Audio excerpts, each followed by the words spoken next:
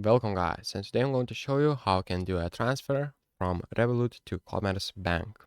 It is pretty simple and straightforward process, so let's get started. Open up your Revolut account and here click on the payments.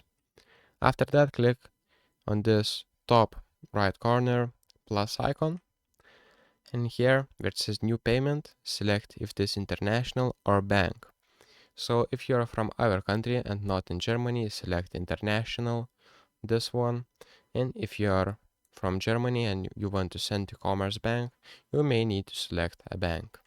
And here where it says country, it should be a Germany, currency euros, and you'll need to put all the required information right here, like IBAN and all of that. Of course, don't forget to select if this individual or business. And that's pretty much it. Click continue, you'll see how much you can send to them. And after that, after you click continue, you will need to review all the information like info, taxes, and fees, and you'll be able to send the money. So thank you guys, and see you in the next one.